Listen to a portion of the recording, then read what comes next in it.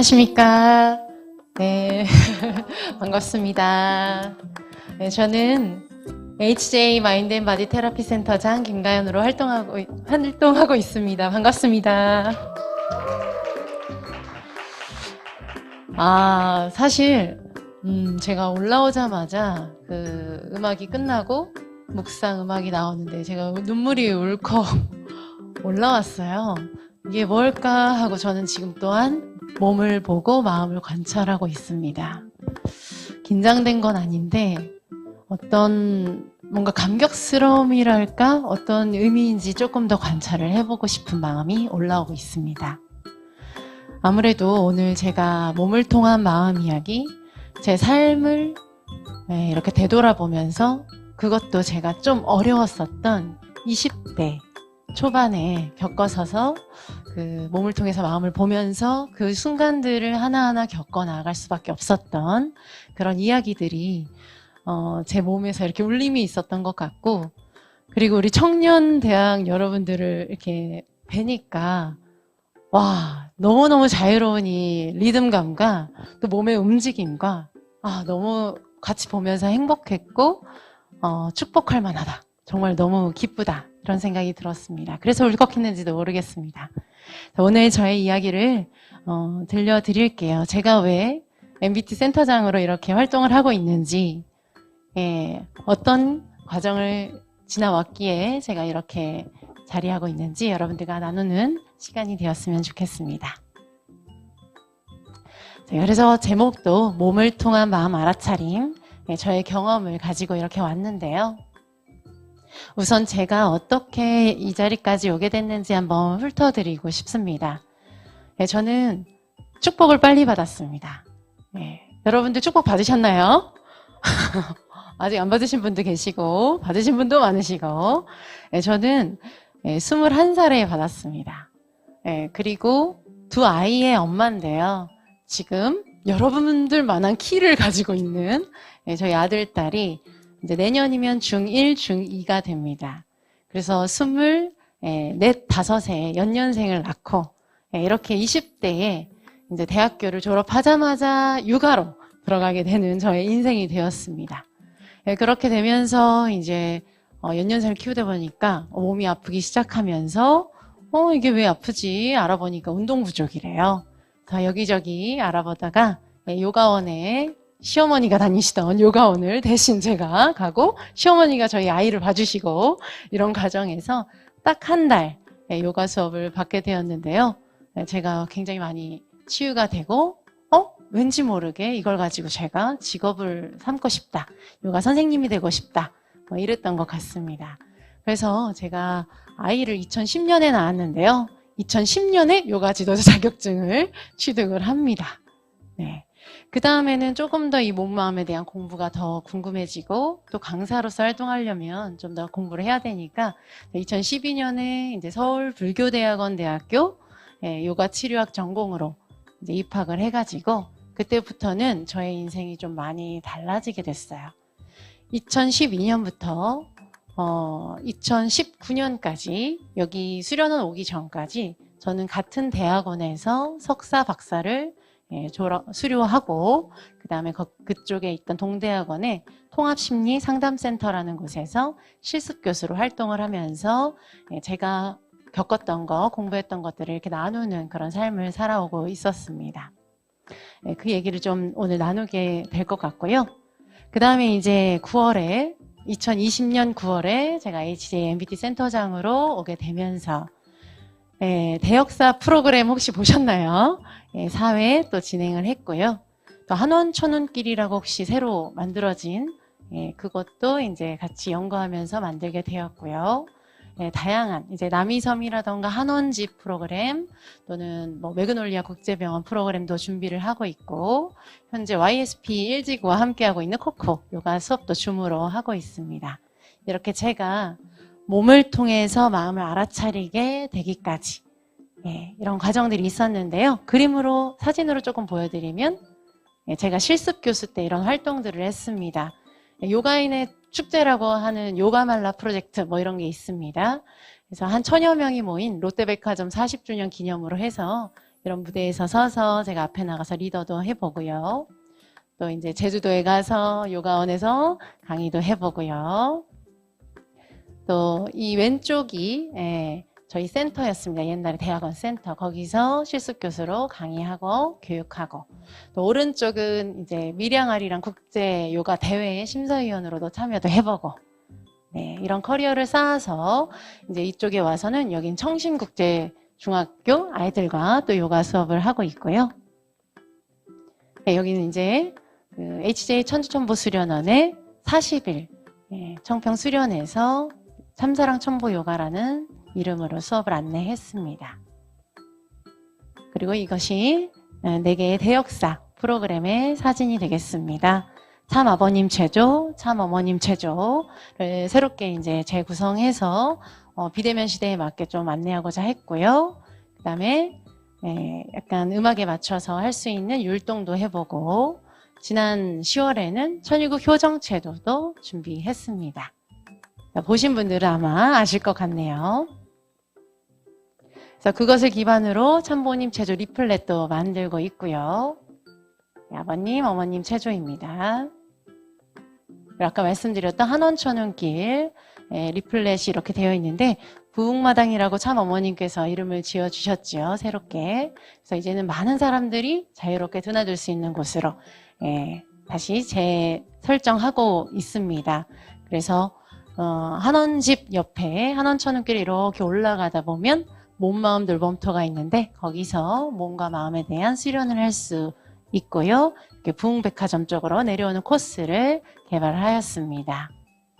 이제 얼마 안 있으면 이제 전기 유람선, 국내 최초의 전기 유람선이 또 이렇게 뜨게 되겠죠.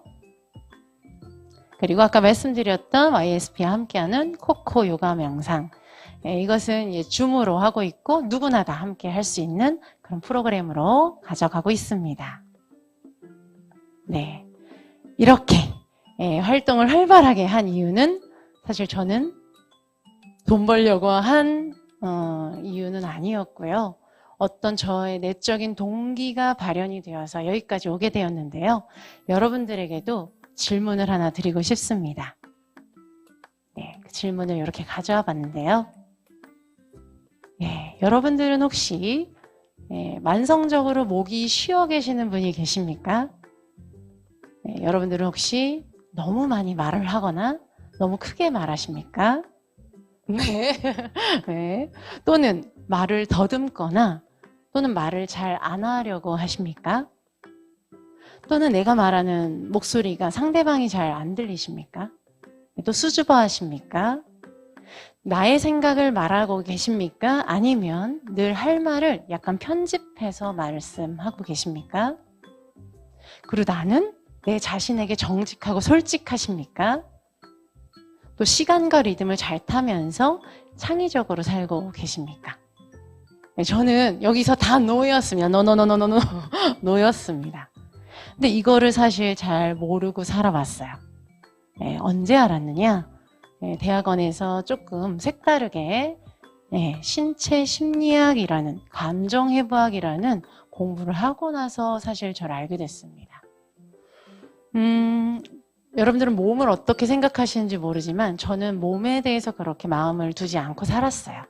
몸은 단지 날씬해야 되고 좀 예뻤으면 좋겠고, 사람들이 자꾸 쳐다보니까, 쳐다볼 것 같으니까, 또는 사랑받고 싶으니까 몸은 저의 하나의 어떤 도구로서 허리는 약간 단단히 졸라매고 또 아닌 척하고 허리를 곧게 한번 세워도 보고, 여러 가지를 좀 저 나름대로 몸에 대해서의 저의 어린 시절의 기억은 약간 제가 통제하려는 대상이었던 것 같습니다. 여러분들은 어떠신가요? 그런데 제가 목이 늘 쉬어 있다는 것을 사실 알고는 있었는데 그게 그렇게 심각한 줄 몰랐습니다. 근데 두 아이를 키우면서 제가 아무것도 어디도 여행도 갈 수 없고 무엇도 할 수 없을 때, 저와 진짜 마주하게 될 때, 여러분 돈도 없고 만약에 어디도 마음대로 갈 수 없을 때 오로지 아이와 나만이 남아있는 그 시간과 공간 속에서 내 마음에서 여러 가지의 질문들이 올라오고 대답을 하게 되고, 내가 생각했던 축복이 아닌 거예요. 축복 받았는데 그렇게 행복하지도 않고 자꾸 무언가 혈기가 올라오는 것 같고 뭔가 할 수 없는 내 마음의 불편함, 이런 거를 좀 많이 느꼈던 것 같습니다. 근데 그 중에서 가장 나의 몸의 증상에서 좀 뚜렷한 것이 만성적으로 목이 좀 잘 쉬고 어떤 표현을 잘 못한다는 거, 그리고 아닌 척하고 착한 척 많이 한다는 걸 제가 좀 깨달았어요. 아직도 그러고 있을 수도 있어요. 네. 그런데 그런 저를 깨닫게 됩니다. 이 공부를 좀 하면서요. 그래서 이 감정해부학에는 이런 이미지가 좀 많이 나와 있어요. 저는 여기 이 그림 중에서 왼쪽에서 두 번째의 몸의 모양의 에너지를 하고 있더라고요. 여러분들은 이렇게 보면서 누가 떠오르실 수도 있어요. 첫 번째 그림 누구 본 것 같아. 세 번째 그림, 목을 저렇게 항상 이렇게 하던데 그 사람 본 것 같아. 뭐 이러실 수도 있는데, 이 5가지의 유형이 어떤 심리 상태가 계속 드러났을 때 우리의 몸이 이 중력과 반응하면서 무릎이 구부러지거나 등이 굽거나 뭐 이렇게 된다는 것이죠. 이런 것들을 좀 알게 되면서 제가 좀 충격을 많이 받았는데요. 그래서 많이 좀 울었습니다. 내가 생각하는 내 마음이 혹시 거짓말하면서 내가 내 마음을 이해하고 있었어요. 아닌 척, 괜찮은 척. 그런데 몸은 정말 거짓말을 못한다는 걸 알게 됐어요. 그래서 조금 더 깊게 들어가면 이런 척추에 어떤 에너지 흐름이 있고 거기에는 갑상선, 흉선 뭐 이런 진짜 신경 내분비 선이 있어요. 그것들이 위축되거나 균형이 맞지 않으면 그렇게 계속 만성적으로 목이 쉬거나 어딘가 아프게 되는 거고요. 소화도 안 되고요. 그런 현상이 계속적으로 나타난다는 것이 성격 때문이라는 걸 알게 됐어요. 성격이라는 건 나의 패턴과 습관이에요. 몸은 계속적으로 나에게 어떤 메시지를 주고 있는데 제가 그걸 해석하는 그 방법을 몰라가지고 계속 몸을 탓하고 저를 진실되게 만나지 못했던 것 같아요. 그래서 여기 많은 온도, 체온의 변화가 있지만 저는 참 손발이 차가웠어요. 우울을 많이 했던 것 같아요. 다른 사람한테 화는 못 내는데요. 혼자 자책하는 시간은 좀 많았던 것 같아요. 여러분들은 어떠신지요? 저는 두 번째 정말 그림이 저에게 많이 와닿았습니다. 그러면서 호흡도 관찰을 하게 됐는데요. 제 호흡을 가만히 이렇게 지켜보니까 들숨이 짧고 날숨이 엄청 길다라는 걸 알게 됐어요. 그것이 우울한 에너지의 패턴과 같다라는 걸 알게 됐어요. 마시고 내쉴 때는 꺼져가지고 언제 들이마실지 모를 정도로 제 에너지 패턴이 굉장히 약해져 있다는 걸 알게 됐고, 그러면서도 열심히 살려고 애를 쓰고 노력하고 머릿속에선 계속 내 몸을 통제하려고 했던 그 과거가 좀 떠올랐습니다.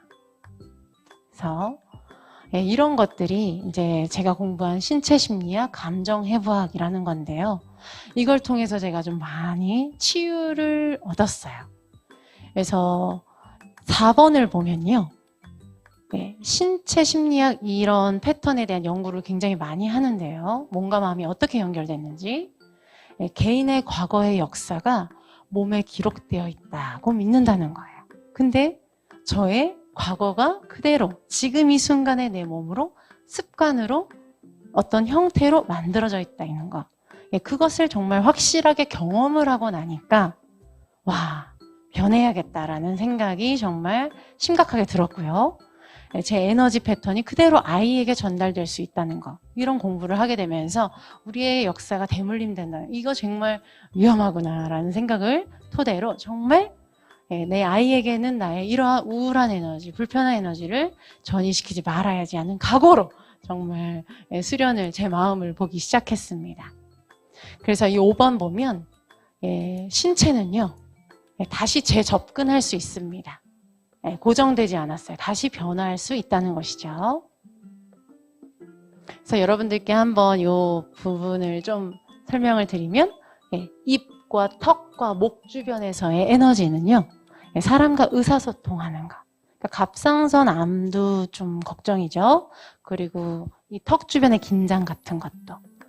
그런 것들이 나를 솔직하게 표현을 할 수 있느냐 없느냐 이런 이슈와 연관이 있고요. 그리고 횡격막이라고 하는 가슴 부위 여기는요. 화가 나거나 분노나 슬픔, 거부, 갈망 이런 것들의 감정을 가둬놓고 있다고 합니다. 그리고 복부 쪽은요. 두려운 감정을 느끼고 싶지 않을 때, 또 소화될 수 있는 사건들에 대해서 내가 소화가 잘 안 될 때, 소화가 잘 안 되는 진짜 온몸으로 그런 경험을 한다고 해요. 그리고 골반 부위는 여기서 아이가 태어나죠. 성과 생명력, 생존 지지 이런 것들이 여러분들 온몸에서 일어나고 있는데, 그래서 신체부터 영적인 것까지 모든 것들이 포함되는 몸이라는 정보는 정말 영적인 그것과 같다고 저는 보고 있습니다. 그래서 어떤 내과 의사는 이렇게 표현을 했어요. 여러분들의 마음을 자각하기 위해서는 몸을 통해 해야 된다. 머리는 자꾸 거짓말을 좀 잘하고 합리화를 잘 시켜요. 몸은 거짓말을 잘 안 해요. 그리고 몸을 느끼는 감각을 고유수용 감각이라고 하는데, 그것을 자신을 파악하는 것이라고 라틴어로 의미한다고 합니다. 그런데 이게 바깥에서 제가 공부한 것만 이렇게 이런 정보가 많았나 했는데요. 사실 참부모님 말씀에 이성성상이라는 것이 너무 명료하게 있었는데도 불구하고 저는 그 원리를 그냥 머리로만 읽었던 것 같습니다. 얼마나 내가 체휼하면서 가슴속에 와닿아서 살았었나 라고 되돌아봤을 때는 그냥 그저 원리를 글로 읽었었다라는 것이 명료히 떠오르게 되었습니다. 원리강론에 있죠. 이런 말이. 마음과 몸은 각각 성상과 형상에 해당하는 것으로서 몸은 마음을 닮았을 뿐만 아니라 마음이 명령하는 대로 동하고 정하기 때문에 인간은 그 목적을 지향하여 생을 유지한다.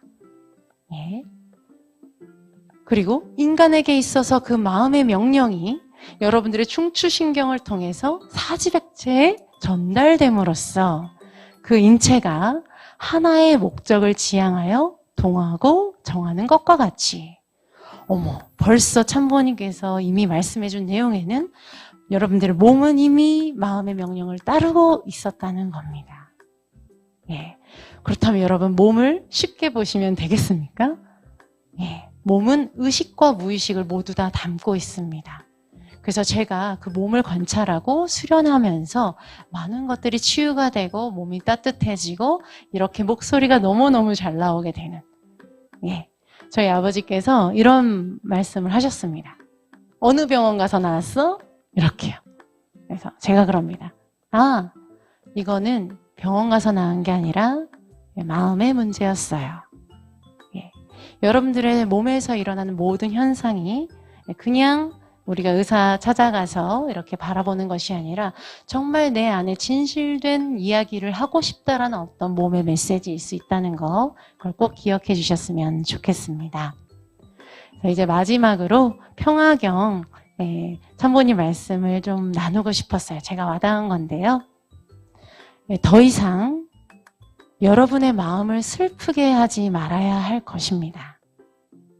양심의 쓴소리를 거역하고 마음을 슬프게 만들면 여러분의 부모는 물론 스승과 하나님까지도 슬프게 만들고 마는 것입니다. 마음과 더불어 즐기는 시간을 많이 가져야 합니다. 세상적인 눈으로 보면 외롭고 쓸쓸한 자리가 될지라도 마음과 불가분의 관계를 맺고 가장 가까운 친구가 되어보라는 것입니다. 여기서의 마음은 저는 몸을 포함합니다. 그래서 자신의 몸과 마음의 화합통일은 물론 새로운 천하가 훤히 내다보이는 세계를 발견하게 될 것입니다. 여러분들도 언제나 우리는 몸을 떠날 수 없듯이 몸과 마음을 함께 바라보시는 청년대학 여러분들이 되시면 좋겠습니다. 이상으로 마치도록 하겠습니다. 감사합니다.